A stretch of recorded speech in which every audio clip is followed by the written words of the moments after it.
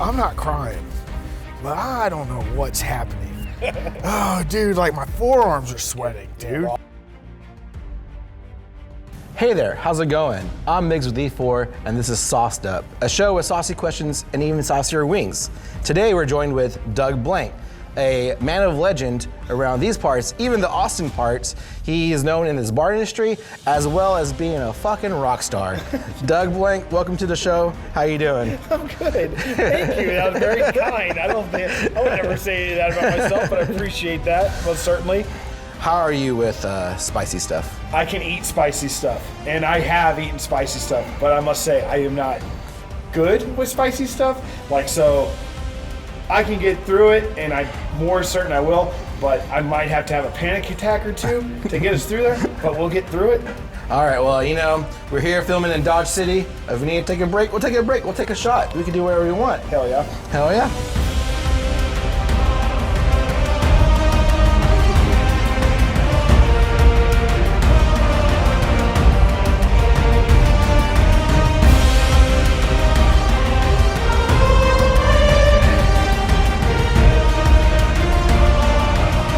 Number one is going to be the chili maple. Cheers. Cheers.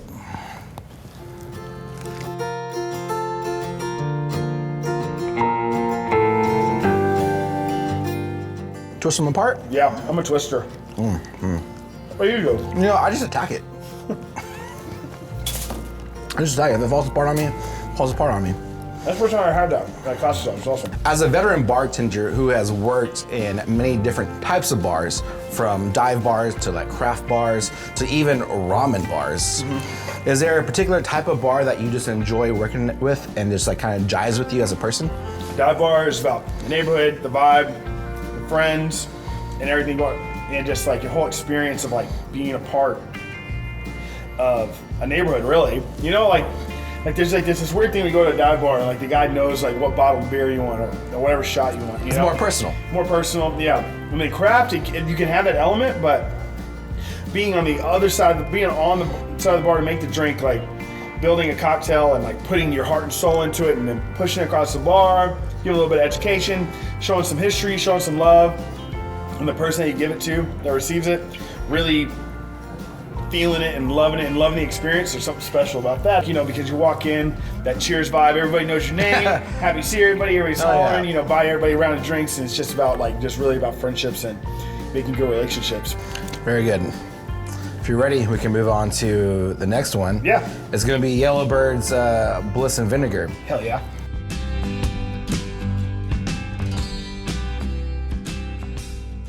So, you're a man that particularly loves sake, and your love for sake has driven you to become a level 3 sake som. Can you, which is, by the way, is no small achievement. Could you give us a run through of some of the hardships that you had experienced trying to build up to get that kind of title? We had to do a sake class, you know, you have to know your sakes and stuff like that. So I remember like we're all sitting in sake class and and you know, just everybody's drinking like, yeah, you know, and I'm like, oh, I'm getting some, like, what are y'all getting? Like, tell us about it. I'm like, oh, I'm getting like melon.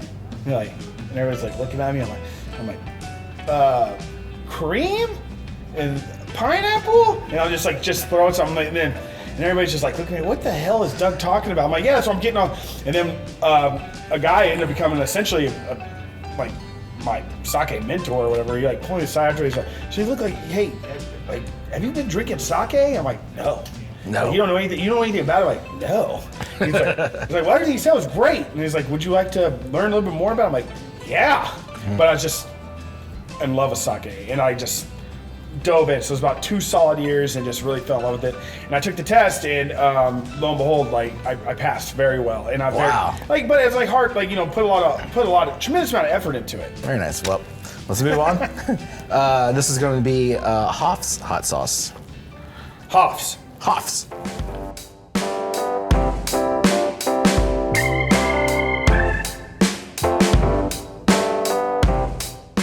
Primitive camping is another one of your hobbies that you love. Even spending time at Big Bend National Park.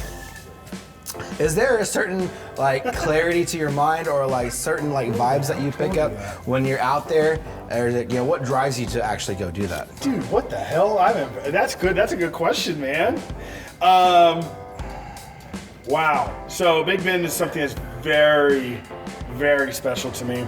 Being so far away from home there's something special about that too. But when you get in there, there's just like electricity. There's like a vibration, really, that just like consumes you when you're there. And any part of the park you're in, it's just like almost out of like a kid's imagination. It's like, how does this exist? Like, how do these structures exist? And like, anyway, it's so special to me, and I love that, and I love Big Bend. I haven't been in a long time.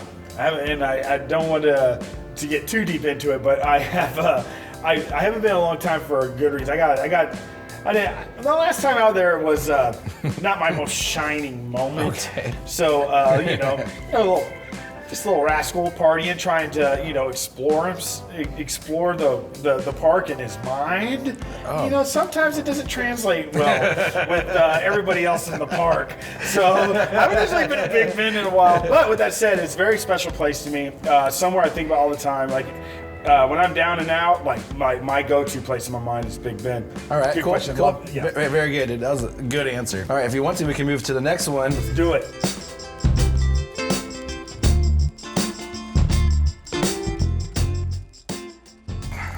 Not too bad, yep. Not too bad. We're good. Are you doing all right? Oh yeah, good. So you mentioned earlier that you currently are working at Liberty Dive Bar, or Liberty Bar. It's a bar known for being a dive bar. You, as a bartender, you always seem to be one that always wants to educate and makes the best drink possible for your guests every time.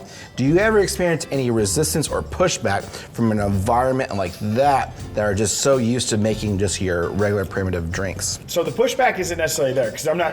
Okay. Nothing's there. Like, we're not putting anything upon anybody. It's not like me being like, "Hey, you should really try my version of a rum and coke." They're like, "Well, what the hell is your version of rum and coke?" It's like, or you should really try a freaking a Jungle Bird. Like, I don't want to try a Jungle Bird. It's like, we're not in that. The element is not there for that. Yes. But if they want it, they could find it. You could find it. Yeah. If you're there, you're like, "Yo, I got you." There's a happiness for everybody. There's a place for everybody, So, or like if you want if you want more of a selection of high-end whiskey, you can find it, next door at the Grackle. More, and if you want just to be partying and have a good time and be dancing your butt off, sometimes you'll end up at Liberty. It's awesome. Yeah. So that's the way I look at it with that. Hey, I like that. All right, you want to move on to the next one? Yes. All right, so this is the ginger goat. Cool.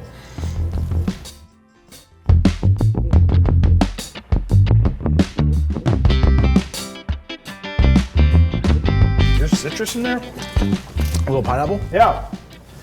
Pineapple of the islands. Citrus of the islands. This one definitely has more heat than the last. Yeah, we're building on it. Definitely a pleasant. Good. And I welcome Pete, right? Oh, dude. So as you mentioned on 6th Street, things can get pretty wild.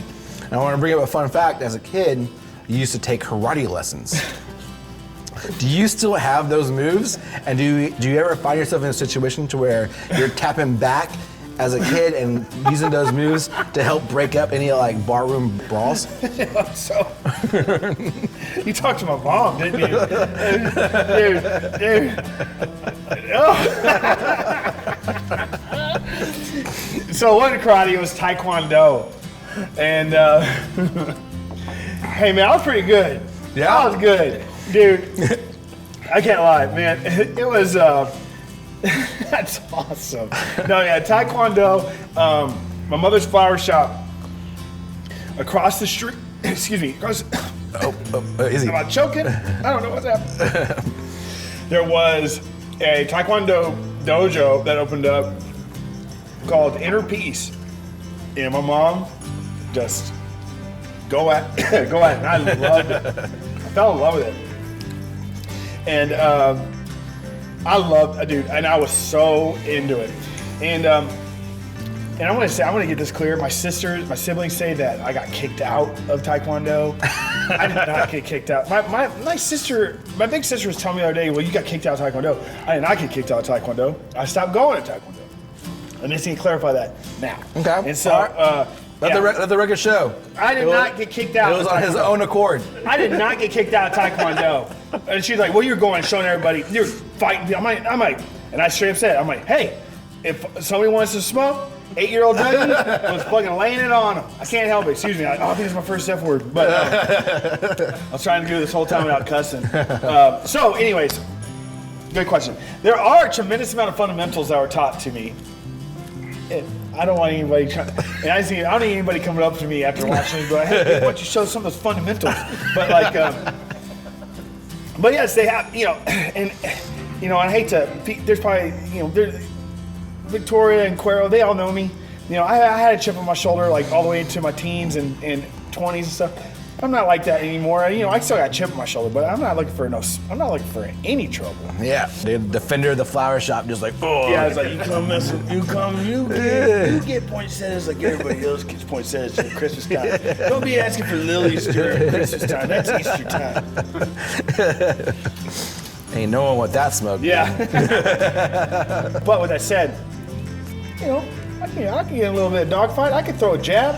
I can throw a freaking sidekick if I need to. I mean, come on. Yeah, so when it comes to breaking up fights and stuff like that, I am confident in breaking up fights. And I feel, and I think that's really something that needs to be stated. I feel like my confidence does come from my childhood training in Taekwondo. Look at that. Straight background story right there. Yeah. Oh, I don't know if you know, or if anybody told you, but I used to be obsessed with Jean-Claude Van Damme. That's a lot to do with it too. Really? Oh yeah. Was that your your idol in karate or in Taekwondo? Oh yeah, absolutely. Like, I want to be just like that. Dude, JCVD man, dude, my whole. Oh dude, do you want to hear a story? Yeah. You remember Street Fighter? Oh yes. Yeah, that was good. That movie was coming out. It was around my birthday, and I was like, Mom, she's like, Dougie, what do you want for your birthday? I want to go see Street Fighter. Hell yeah, I want to take all my friends to Street Fighter. I was like, sure, that'll work. And I was obsessed. I was like going to thrift stores. I was like buying like fatigues and stuff, and I was like getting like because I was obsessed with Guile. Oh, like, okay. Yeah, because I was obsessed with Guile because it was being played by my hero Jean-Claude Van Damme. So he made a good Guile too. Hell yeah. And so like, so I'm going around to my family, and I'm like, I'm no longer Doug or Dougie. Not Douglas, not Dougie. My name is Guile. And I'm a shithead, but it trickled downhill. Like my parents and my brothers and sisters are like, all right, Guile. And I'm like, yeah. Yeah. Cool. That's amazing. It's fucking awesome, dude. All right, you ready to move on to? We're on the back half. Okay, here we go. This is where the training wheels come off. I'm a little anxious. I'm gonna do a nibble and work. So if I don't finish the wing, am I gonna look like a? No, dude. No, you do whatever you want to do. Okay. Don't listen to them. Don't listen to them. Cheers.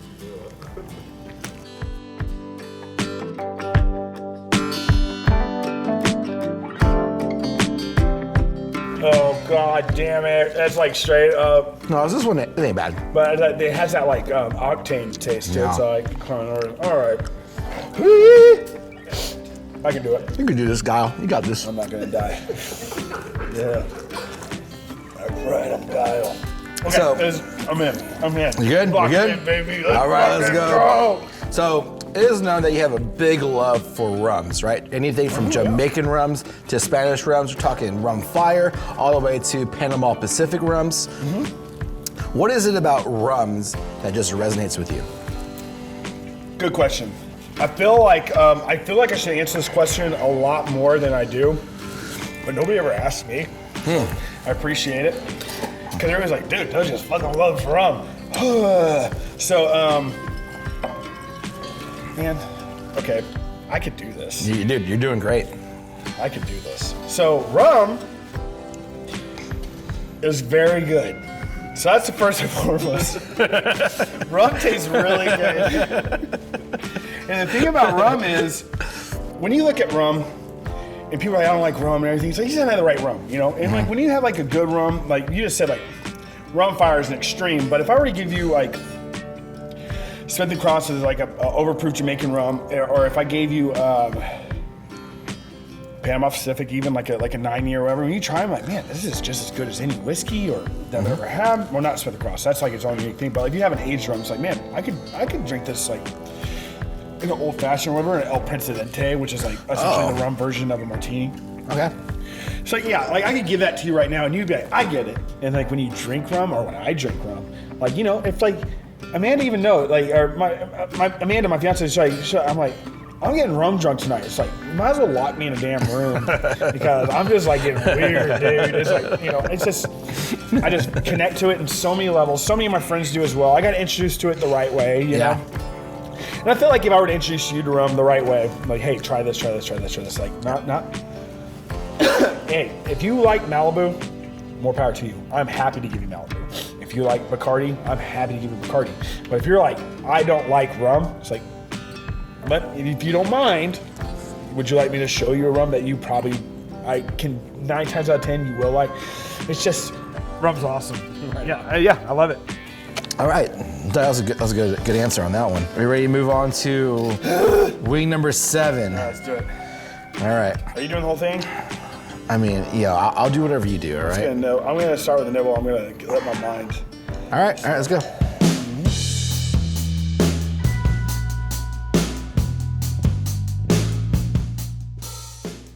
You and your mom both share a taste of what's cool and funky, and she used to take you to the antique shows up in Round Top. Yep. What's the most craziest thing that y'all ever brought back from an antique show?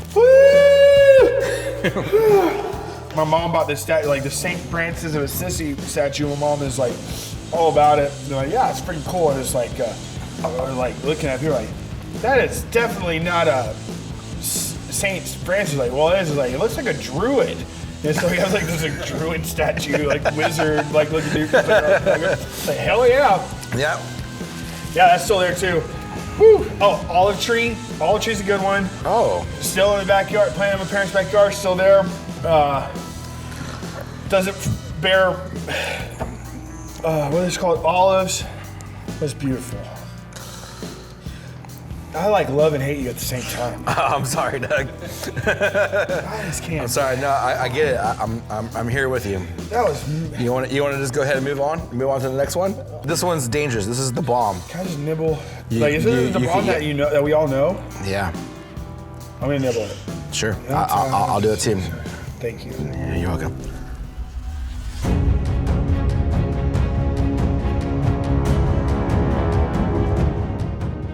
So you've had many different music projects over the years, stuff like Doug Blank and the Violent Man and Big Spirit, but one lesser known one was Circle Switch.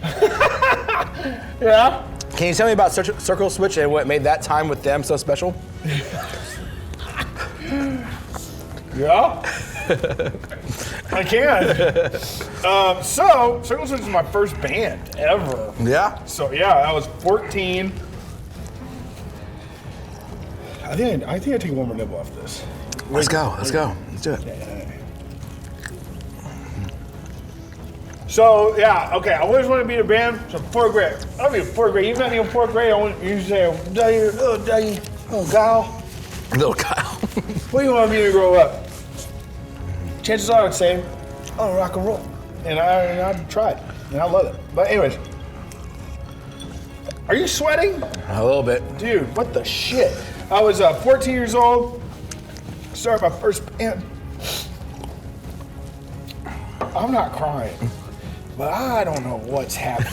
Oh, dude, like my forearms are sweating. Getting lost in the sauce, Doug. So like I was 14, dude. Woo! I was 14, started our first band. Me and my best friend Mario started our first band. And we come with the name like, we're like Evolution of the Tribe, all these cool names. Well, I guess I don't remember the other one. But like, got everybody together, we all started the band, and we got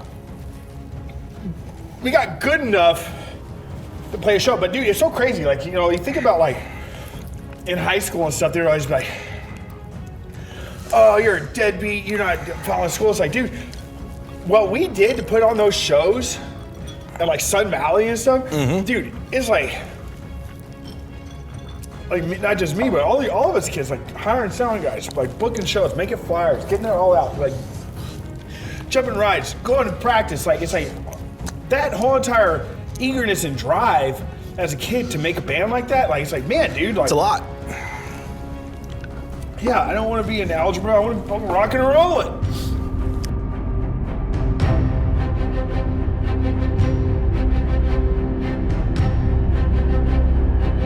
Hey. Cheers. Nibble? Yeah. Scorpion Disco! Oh, this one tastes great. It's sweet. It is. This one's a little sweeter. Let me take another. Okay. I fucking love pain. I love pain. This is fucking crazy. You're not only a veteran in the bar industry, but you're also a veteran in the food industry, let alone just the service industry in general. Yeah. You used to work in the food industry a lot.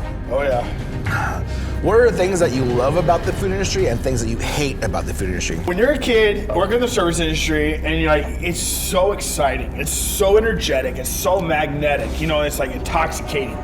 And so like, and then that one day, that one homie or that one person's like, hey dude, we're going to homie's house afterwards. Come with us. You're in. Yeah, you're in, man. Can't fuck this up. Gotta be cool. You know, you go to that house party, next thing you know, everybody's, it's just like that movie Waiting, how ridiculous it is. Dude, it rings true. It's just so accurate. It's so accurate. So at the same true. time, You're at the house party, you're like, man, I'm in. And then you're like, don't mess it up. And the next thing you know, the next day at work, you're like, a little hungover. You see your buddy like, yeah, that was so much fun last night. Like, yeah. But that bond, you can't replace that. But camaraderie is something that can never be replaced. If you've never experienced it, if you never worked service it, you never will, obviously. Yeah. But if you, that is. But obviously, the worst thing about it, well, it's industry tough, man. If it gets a hold of you in the wrong way, you know, drink, partying's part of it, dude. Like, if it gets a hold of you the wrong way, and like, it can drag you down low. And we've all have friends that have been in this industry that kind of just like disappeared, you know, and like, damn, and like you just never. Able to rebound from the partying and stuff. Let me say one more thing though. I kind of mentioned it earlier about service industry. Something that happens is you have to get out of here. Get out of here. It's gone. Something that happens in the service industry is like people that do work in service industry, they sometimes have a mentality is like, I'm only doing this until I get through college. I'm only doing this until I get through nursing school. More power to you. But never ever hold your head low because you're a server, a bartender, or anything. These are career choices. They'll give you the line like, when are you gonna get a real job? The worst line ever. Bullshit, dude. Yeah. It's like, dude, in like the money that goes in your pocket at the end of the night or the end of the day, it's like you earned it, dude. And that's your hard-earned money, and you fucking pay taxes on it as well. So it's like, you know, so that's what I'm saying. Right on. To bartenders. Bartenders. And Service industry. Everybody.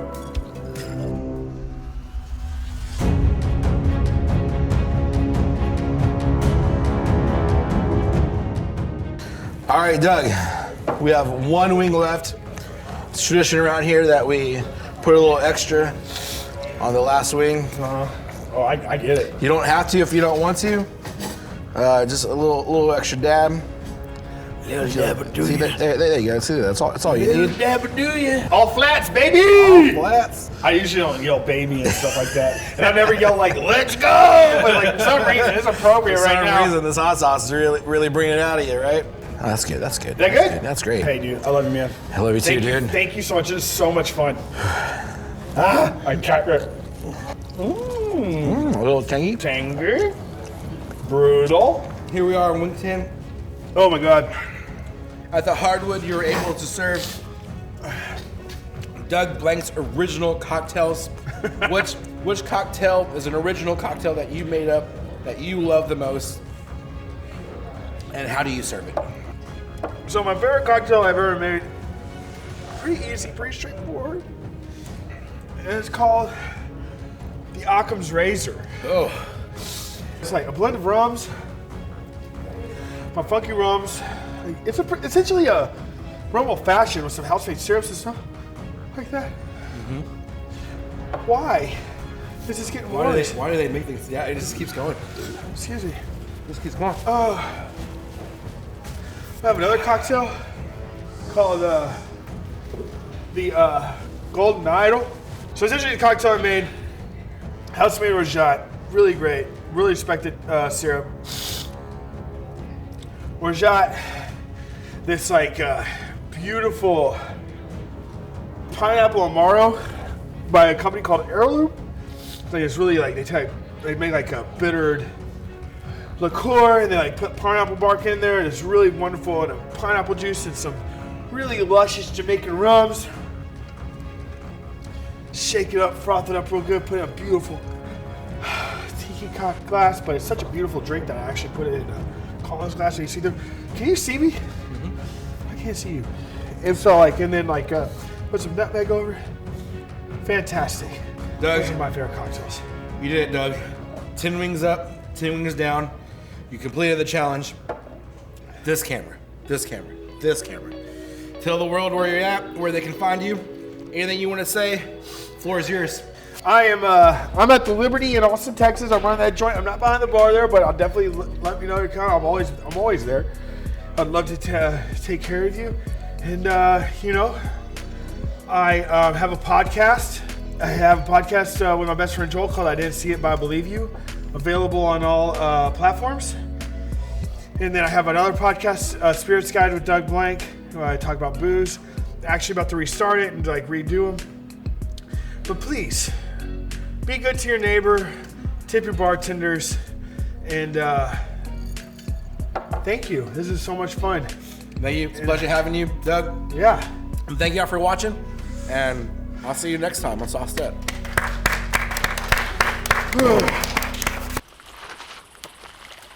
I never had a father.